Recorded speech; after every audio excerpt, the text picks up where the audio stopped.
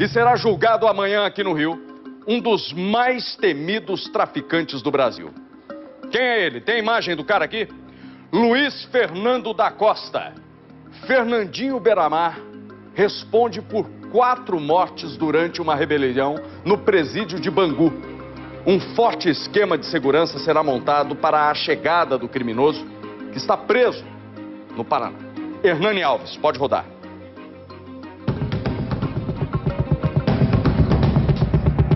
Um dia que não sai da memória deste homem. No primeiro momento eu não acreditei, indaguei. Como assim tomaram Bangu? Invadiram Bangu? Ele não, tomaram Bangu de dentro para fora. Sauler Sacalém era coordenador geral da Penitenciária de Segurança Máxima Bangu 1 em 2002. Na época, o Rio de Janeiro teve o seu dia 11 de setembro. Uma referência ao ataque contra as Torres Gêmeas nos Estados Unidos um ano antes. Em Nova York, a ação terrorista foi planejada por Osama Bin Laden. Aqui, o Ministério Público garante: o homem que está por trás da onda de violência que chocou os cariocas é Luiz Fernando da Costa, o traficante Fernandinho Beiramar. O 11 de setembro carioca começou com uma rebelião no complexo penitenciário de Bangu, na zona oeste do Rio, e se estendeu por toda a cidade. Ônibus foram queimados. O comércio fechou em 9 bairros. Segundo os promotores, isso aconteceu depois que Beiramar, Márcio dos Santos Nepomuceno, o Marcinho VP e outros chefes da facção criminosa mais perigosa do Rio tomaram o controle do presídio Bangu 1. O grupo matou 4 bandidos que saíram da quadrilha para montar outra facção.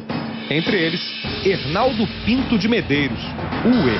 Alguns eram dissidentes do CV, dentre os quais trataram logo de executar Hernaldo Pinto Medeiros e, consequentemente, mataram a disparos de arma de fogo o cunhado dele, que era a segurança dele, o Valdir Soares, o Orelha, assim como Carlos Alberto Cabral, que no caso era o Robertinho do Adeus. Por trás da rebelião estava um assassinato que tinha ocorrido anos antes. A morte do traficante Orlando da Conceição, o Orlando Jogador, comparsa de Beiramar. Para montar o quebra-cabeça dessa história, é preciso voltar no tempo. Julho de 1994. O E marca um encontro com Orlando Jogador, um dos chefões da facção criminosa de Beiramar. Ele mandava em boa parte aqui do Complexo do Alemão. O E finge que quer negociar armas. No entanto, não aparece para a reunião. Manda comparsas. Os criminosos matam Orlando Jogador. Segundo a polícia, o que Beiramar fez dentro do presídio foi uma ação de vingança. Depois da morte de Orlando Jogador, na traição do E, houve uma cisão porque a juventude que dominava o Comando Vermelho na época fez um abaixo-assinado pedindo a morte do E, que era do Comando Vermelho também. Quando foi acusado de promover a rebelião, Beiramar estava recém-chegado ao complexo de Bangu. Ele foi preso em abril de 2001, na Colômbia, de onde comandava o envio de drogas para as comunidades do Rio de Janeiro. Ele, desde 20 anos, já controlava o tráfico na favela do Beiramar, em Caxias, mas pelas suas características, pela sua forma violenta de agir, ele conseguiu rapidamente posições estratégicas no comando. Então ele é o responsável pela entrada do crack no Rio de Janeiro. O traficante Luiz Fernando da Costa, o Fernandinho Beiramar, tem condenações que somam 200 anos de cadeia. Entre os crimes estão homicídios de rivais e tráfico de drogas. Agora, Beiramar será julgado pelas mortes de Uê e mais 3 presos de Bangu 1. O júri popular está marcado para esta quarta-feira no Tribunal de Justiça do Rio. O traficante está preso atualmente na Penitenciária Federal de Catanduvas, no Paraná. A expectativa é de que a chegada dele à cidade para o julgamento conte com um forte aparato de segurança. As mortes foram com requinte de crueldade, que as pessoas têm que lembrar do que eles são capazes. E lembrando também que não existe nenhuma droga que seja vendida no Rio de Janeiro, no Brasil, que não tenha sangue misturado nela. Esse tipo de sangue. O sangue de pessoas que trabalham no tráfico, sangue de inocente. Então, as pessoas têm que lembrar disso. Isso é um fato fundamental. E relembrar tudo aquilo que foi feito, da maneira que esses 4 criminosos foram mortos dentro da cadeia por outros criminosos, e a incapacidade do Estado em ter intervido e evitado aquela chacina da maneira que foi executada.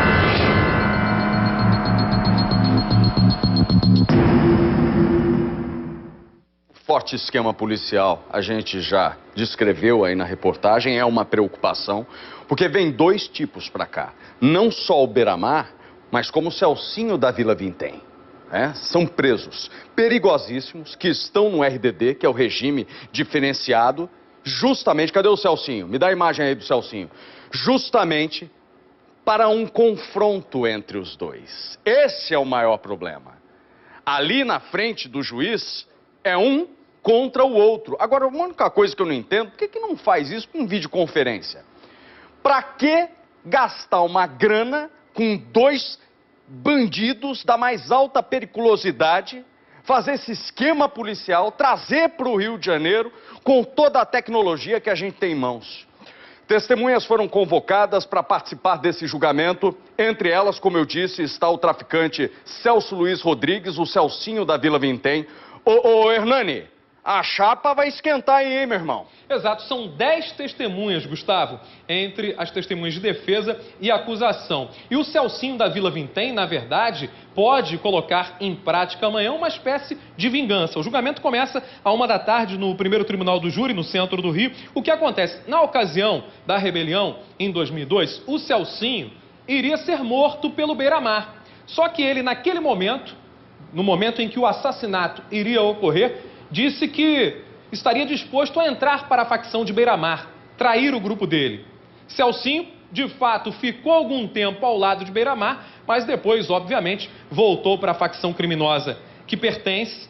E óbvio que ele tomou aquela atitude naquele momento de mudar de facção apenas para sobreviver. Agora, a grande pergunta que fica é: será que Celcinho da Vila Vintém vai falar contra Beiramar de fato? Ou vai seguir a regra do mundo do crime? Vai se calar, mesmo sendo um rival? É aquele negócio, não é, Hernani? Muito tempo também já se passou. A raiva já passou, né? Não só questão da raiva, mas outras águas rolaram embaixo dessa ponte. Com certeza. A gente não sabe, nesse momento, qual é o interesse de cada um. Se é interessante o Celcinho abrir o bico contra o Fernandinho Beiramar, porque pode deflagrar uma guerra externa. Pode acontecer um reflexo desse julgamento do lado de fora entre as facções, não é, Hernani? Exato. E esse julgamento, que não teve até agora o esquema de segurança divulgado, por motivos óbvios, ele poderia ser ainda mais perigoso, porque o Beiramar responde pelos assassinatos, foram 4 em 2002, incluindo o do E, junto com outras 22 pessoas. Só que esses julgamentos foram desmembrados justamente por uma questão de segurança. Imagina 23 criminosos, incluindo o Beiramar, no fórum para um julgamento. Poderia ser algo extremamente perigoso. Só o Beiramar sozinho já é complicado, né? Imagina 23. Ele mais 22. Já que o circo